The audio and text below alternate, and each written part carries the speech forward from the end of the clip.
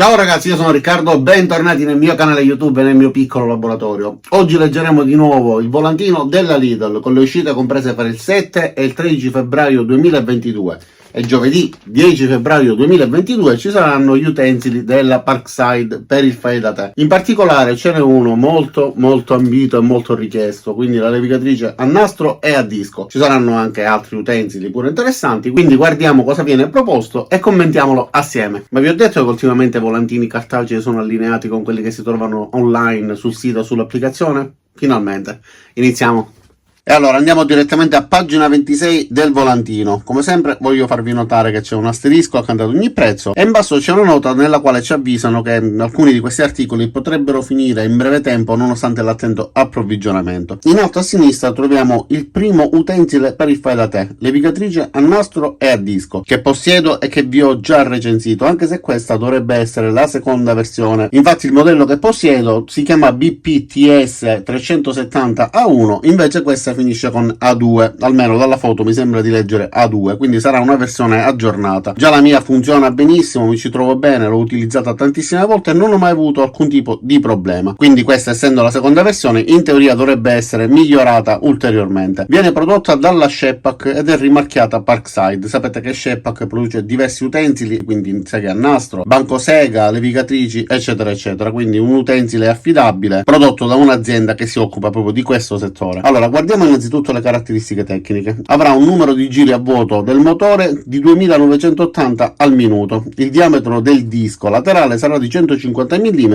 e la dimensione del nastro abrasivo, quindi quello che scorre, sarà 915%. Vi lascerò tutti i link giù nel primo commento nella descrizione anche per acquistare i nastri di ricambio. La velocità di scorrimento del nastro sarà di 7,5 metri al secondo. Ora guardiamo le caratteristiche scritte qua in questa piccola didascalia. Quindi levigatrice a nastro e a disco con motore a induzione a basse vibrazioni, ed è vero. Nastro abrasivo posizionabile in orizzontale e in verticale, piano d'appoggio inclinabile 0,45 gradi, con battuta inclinabile da più 60 a meno 60 gradi. Allacciamento per aspirapolvere esterno per aspirare la segatura che si va formando durante la lavorazione. In dotazione troveremo un foglio abrasivo già montato, un nastro abrasivo già montato e una guida trasversale più un set di utensili per il montaggio, e avrà 370 watt. Costerà 89 euro e per un utensile di questo tipo secondo me è un prezzo molto conveniente. La macchina è grande, ha una base molto pesante, è stabile, ci permette di fare diversi tipi di lavorazione e si può utilizzare sia con legno, plastica, metallo, eccetera.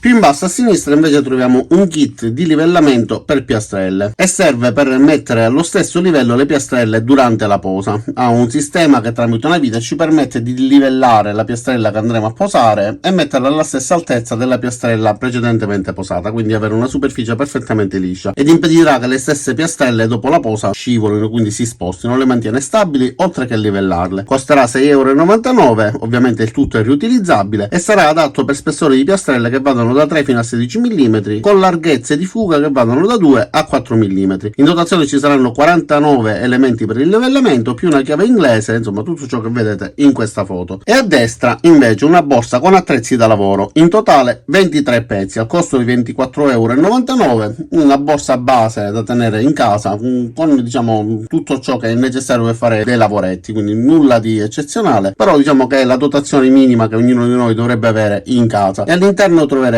una tronchese, una pinza appuntita, una chiave inglese regolabile tipo questa di qua che ci permetterà di raggiungere diverse misure, però non è specificato quale misura raggiungerà. 5 cacciaviti di precisione, una livella ad acqua piccolina, questa rossa, un martello da fabbro, un cutter incluso di lama, un manico per cacciavite portabit 10 bit da 25 mm, un metalnastro da 5 metri, quindi pugnatura di cacciavite con la parte finale che avrà un alloggiamento da 1/4 di pollice esagonale, ci permetterà di utilizzare tutti gli inserti che sono in dotazione oppure quelli che già possediamo, sia da 25 che da 50 mm o anche più lunghe. L'importante è che abbiano un codolo esagonale da 1/4 di pollice. In alto a destra invece ritorna la levigatrice orbitale eccentrica a delta 3 in 1.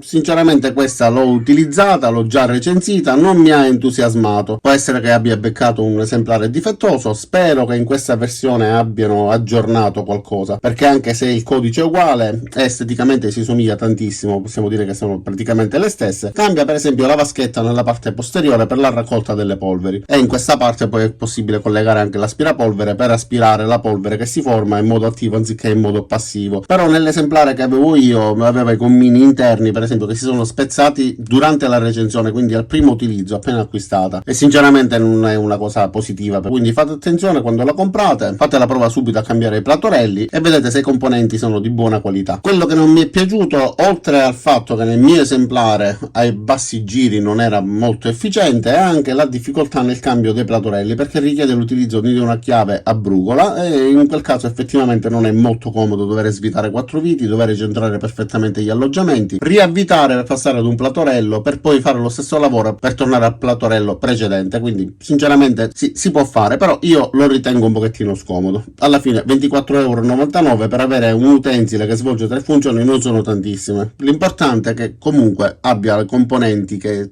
ci permettono di utilizzarlo e non si rompano. Il numero di giri nominale a vuoto andrà da 7.000 fino a 12.000 al minuto e il numero di oscillazioni invece da 14.000 a 24.000. Non è una levigatrice roto-orbitale, è orbitale. Quando utilizzerete il platorello a detta oppure quello rettangolare, la levigatrice semplicemente vibrerà. Invece quando utilizzerete il platorello rotondo, oltre a vibrare, ruoterà e farà delle piccole orbite, quindi ci permette di levigare evitando che gli stessi granelli passino più volte nello stesso punto e quindi ci permette di avere una superficie più omogenea. E in certi casi si potrebbe anche utilizzare come lucidatrice, solo in certi casi, non è sicuramente una lucidatrice. Più in basso ci sono i set di carta abrasiva della misura adeguata per poterli utilizzare con questo utensile e costeranno 1,99 €, 18 pezzi a kit. Più in basso invece vediamo un taglierino, praticamente questo, cambia un pochettino forma, cambia colore, però diciamo che l'utensile su per giù è lo stesso, quindi ci permette di far fuoriuscire la lama nella parte frontale